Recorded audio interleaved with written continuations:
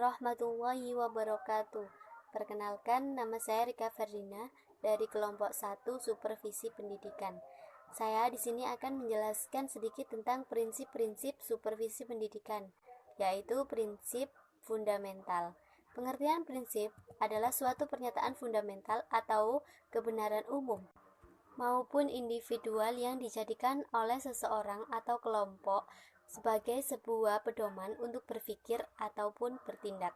Dalam pengertian umum, prinsip adalah suatu pegangan hidup yang diyakini seseorang mampu membantu dirinya mencapai tujuan hidup yang dia inginkan atau dia programkan. Sementara supervisi pendidikan diartikan sebagai bimbingan profesional bagi guru-guru.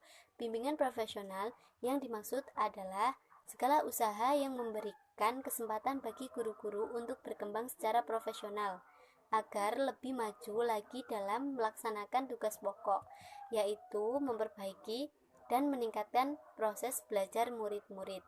Oleh karena itu, suatu pengajaran sangat tergantung pada kemampuan mengajar guru. Maka, kegiatan supervisi menaruh perhatian utama pada peningkatan kemampuan profesional guru, sehingga diharapkan dapat meningkatkan mutu proses belajar mengajar. Secara sederhana, prinsip-prinsip supervisi adalah sebagai berikut. 1. Supervisi hendaknya memberikan rasa aman kepada pihak yang disupervisi. 2. Supervisi hendaknya bersifat konstruksi dan kreatif.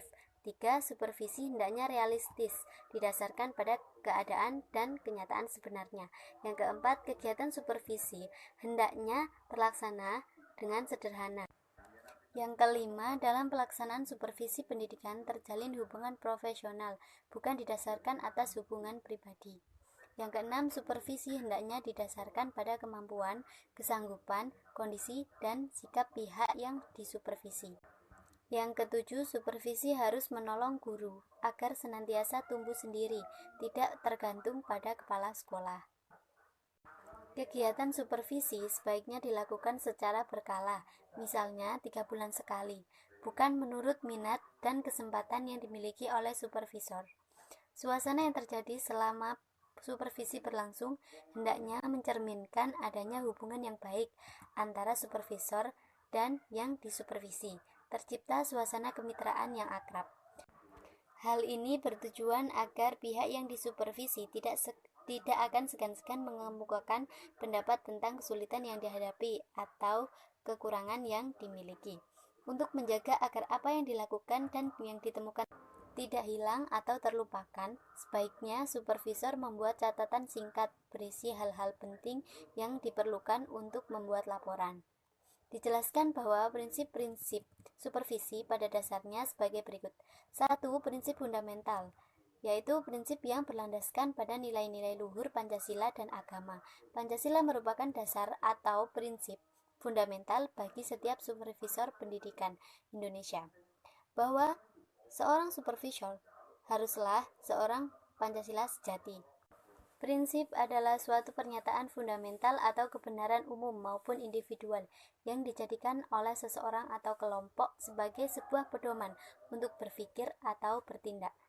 Prinsip fundamental atau dasar setiap pemikiran, sikap, dan tindakan seorang supervisor harus bersikap konsisten dan konsekuen dalam pengamalan sila-sila Pancasila secara murni dan konsekuen, sebab Pancasila merupakan prinsip fundamental bagi seorang supervisor.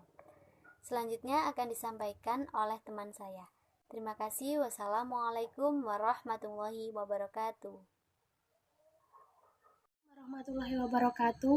Perkenalkan, nama saya Nuriana. Di sini saya akan melanjutkan penjelasan dari teman saya, yaitu tentang prinsip praktis. Apa sih prinsip praktis itu? Ya, prinsip praktis yaitu di mana supervisor melaksanakan kegiatan supervisi dengan melihat situasi dan kondisi di sekolah tersebut. Supervisor diharapkan agar tidak mempersulit guru, menghargai proses, tidak terlalu terburu-buru mengharapkan hasil, apalagi sampai mendesak orang yang disupervisi. Dalam pelaksanaannya, supervisor berpedoman pada prinsip positif dan prinsip negatif. Prinsip-prinsip negatif yaitu merupakan pedoman yang tidak boleh dilakukan oleh seorang supervisor dalam pelaksanaan supervisi. Yang pertama, yaitu supervisi tidak boleh bersifat mendesak. Yang kedua, supervisi tidak boleh didasarkan atas kekuasaan. Yang ketiga, supervisi tidak mencari kelemahan, kekurangan, atau kesalahan. Yang keempat, supervisi jangan terlalu berharap cepat mengharapkan hasil atau perubahan. Yang kelima, supervisi tidak boleh menuntut prestasi di luar kemampuan bawahannya. Yang kedua yaitu prinsip positif. Prinsip positif merupakan pedoman yang harus dilakukan seorang supervisor agar berhasil dalam penggunaannya. Yang pertama yaitu supervisi bersifat konstruktif dan kreatif. Yang kedua, supervisi didasarkan kepada sumber-sumber kolektif dari kelompok, bukan dari supervisor sendiri.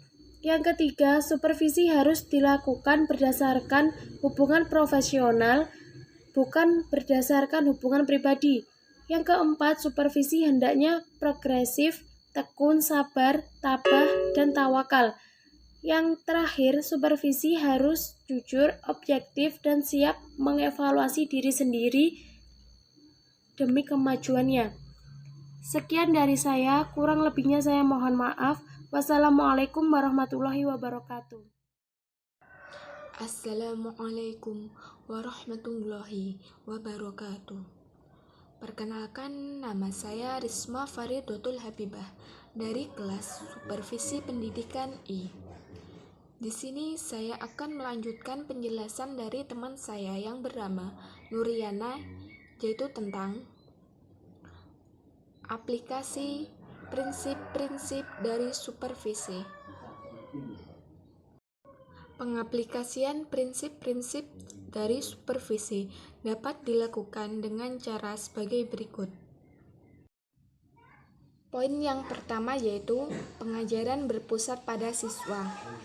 Pengembangan belajar sebaiknya menggunakan pembelajaran yang berpusat pada siswa, sehingga siswa ditempatkan sebagai subjek pembelajaran yang bisa secara aktif mengembangkan minat dan potensi yang ia miliki. Poin yang kedua yaitu pendidikan harus kolaboratif. Maksudnya, siswa harus dibelajarkan untuk bisa berkolaborasi dengan orang yang berbeda dengannya, seperti berbeda latar belakang, budaya, maupun nilai-nilai yang dianut. Yang ketiga yaitu pembelajaran memiliki konteks. Pembelajaran dikaitkan dengan kehidupan sehari-hari dan guru diharapkan mengembangkan metode-metode pembelajaran yang memungkinkan siswa dengan dunia nyata. Diharapkan para siswa juga dapat mengaplikasikan nilai-nilai yang terkandung dalam pembelajaran tersebut dalam kehidupan sehari-hari tentunya.